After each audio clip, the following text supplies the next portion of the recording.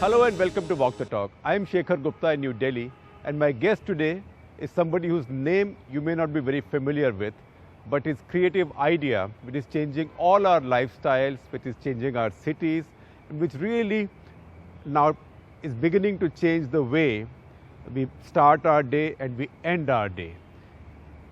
Travis Kalanick, welcome to Walk the Talk, Hey, founder thank of you. Uber. Thank you very much. Good to be here.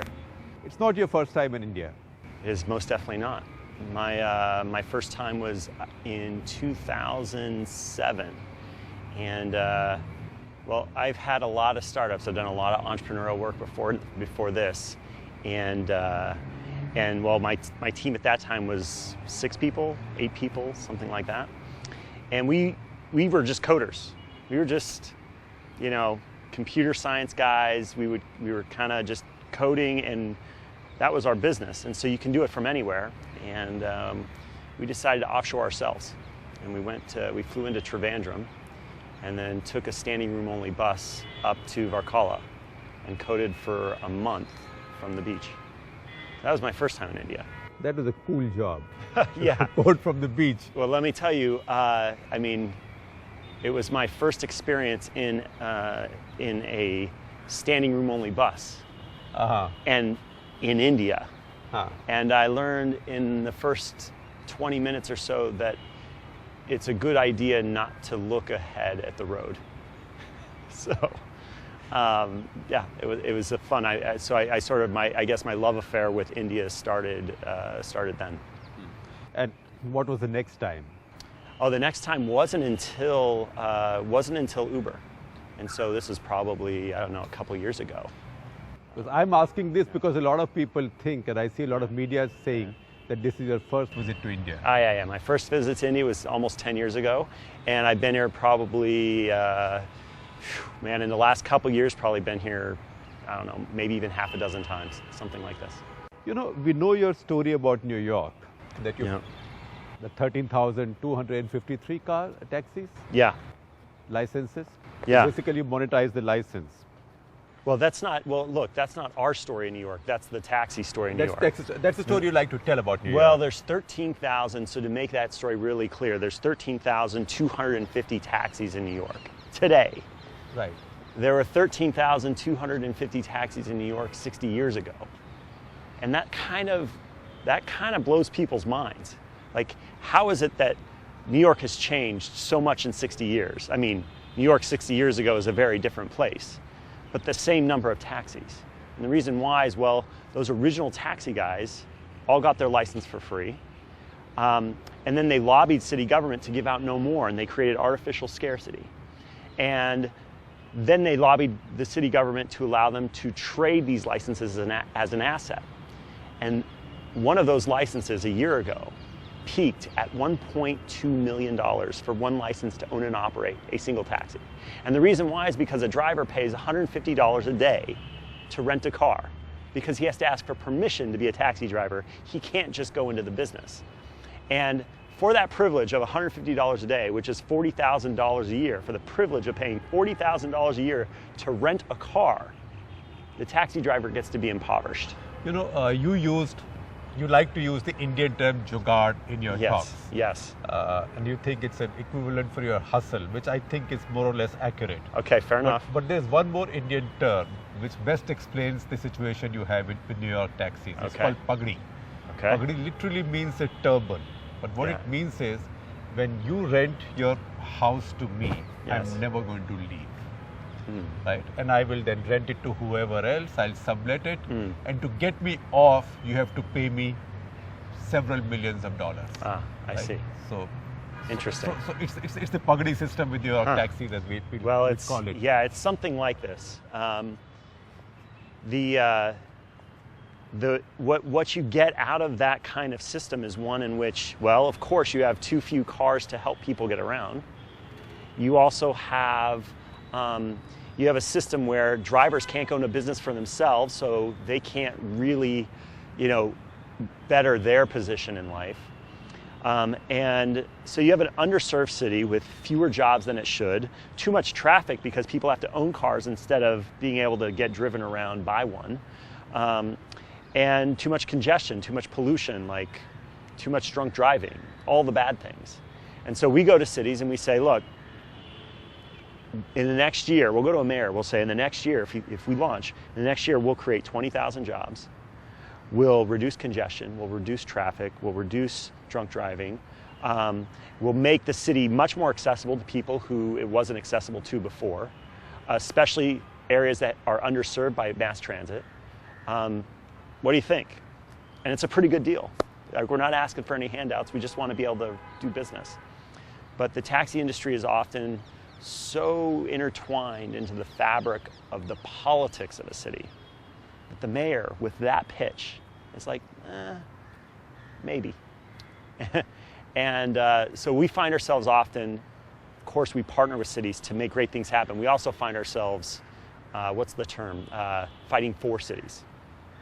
It's not very different in India either, because taxis are not such a strong lobby, say in the city of Delhi, but auto rickshaws, three-wheelers are a very strong lobby, and they are the supporters of the current government. Fair enough, and the autos in India have the same structure, the same business and industry structure as the taxis around the world. In fact, I found it written behind one of the autos. They all write interesting things, that we love Arvind Kejriwal, who is the Chief Minister of Delhi, as much as we love our children. Wow. Okay. So that's a lot of love. That's a lot of love. It's a very close and bond. There's got to be millions of autos in India. I mean, a lot of them. There's got to be a lot. Of them. You know, you are an engineer, a coding geek. Yeah.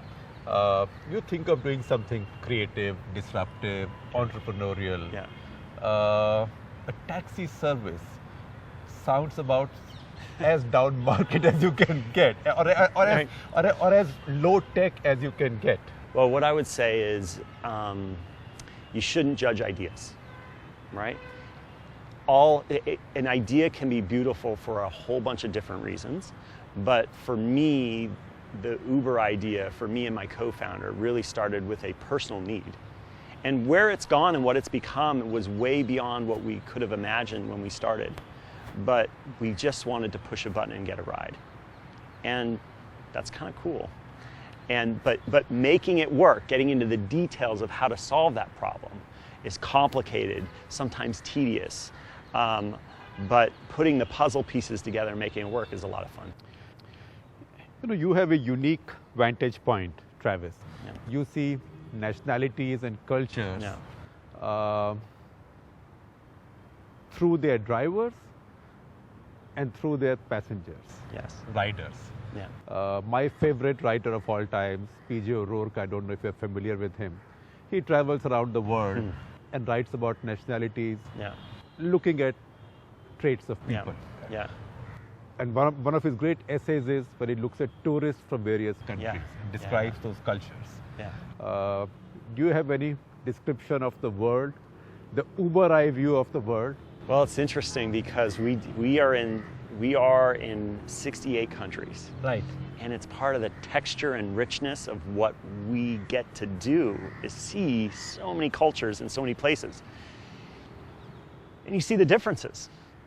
And by the way, when we go to any city, every city we go to, even today, when we first launch, somebody's going to come up to me and say, you shouldn't be here. And I go, what do you mean? They're like, it's never going to work. And I go, why? They go, look, my city, right here, we're different. And they are. And they are. I'm like, and they are. Yeah.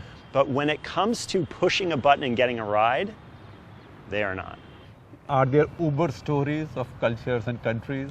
I mean, do you discover surprises that one thing means one thing in one country, but exactly the opposite in another one? Yeah, these are good questions. Let me see if I've got something for you.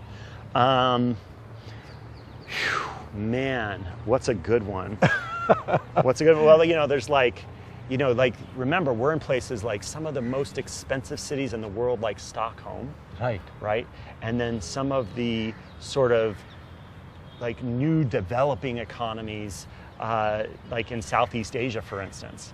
And so you can go to like a Jakarta, and Uber Black will be a Toyota Corolla, and it's a nice ride, and you can get around, and it's amazing. You get air conditioning and the whole nine. Jakarta, that's amazing.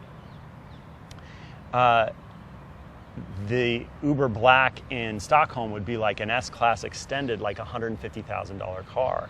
And it's just different. It's different economies, then look at it differently. For instance, you go to a place like China where there's rules against pretty much everything. But progress always finds a way. It just always does.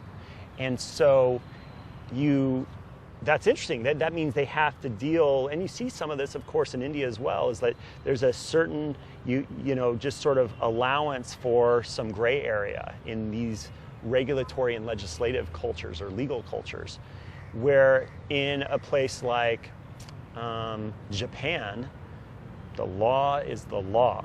Right. And bending it is not an option. There is no jugaad around the law.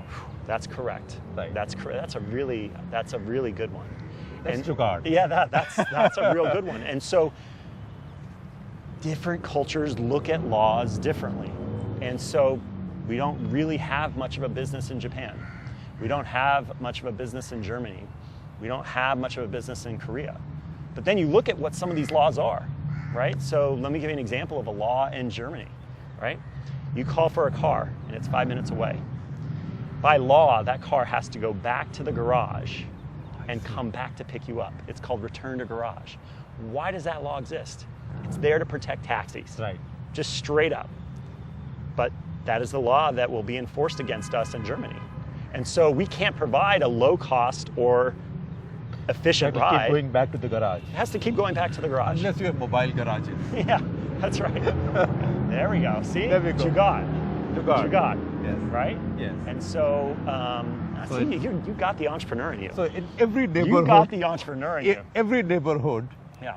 two families lend their garages to you with little homes. You would have to have some sort of legal construct where Right. these garages were all part of a single consortium. Absolutely. And then, yes, you were absolutely correct. So you got an idea. See, that's what I'm talking about. You're an entrepreneur. You didn't know it. Well, you already did know it. Yeah, you did know it. So, okay, so now I know it. That is the creative problem solving. And that's what must make life more fun because this is not McDonald's. Yeah. Although McDonald's also has to adapt. Yeah. They have a lot more vegetarian stuff in India. Yeah, But it's not quite that. This is different. Yeah. Well, look, I mean, autos are big here in India. Right. And so that's an interesting thing. Yes, there are some places around the world that have a large auto industry. But uniquely India in terms of its mass. Auto rickshaws. Right? Auto rickshaws, yes. To be clear, right? So how do we deal with it? Does Uber do autos or don't we? And what it comes down to is that autos, the industry around autos, is identical to the industry around taxis in New York. Right. And so now you're right back where we started, which is like, well, it's fixed price, it's fixed supply, right? It's not flexible. And it competes with people just hailing. It's a union. It's a union, which, by the way, we don't really have an issue with. It's more the owners that are going to have the issues with us. But then it's sort of like we are about flexible supply and flexible price.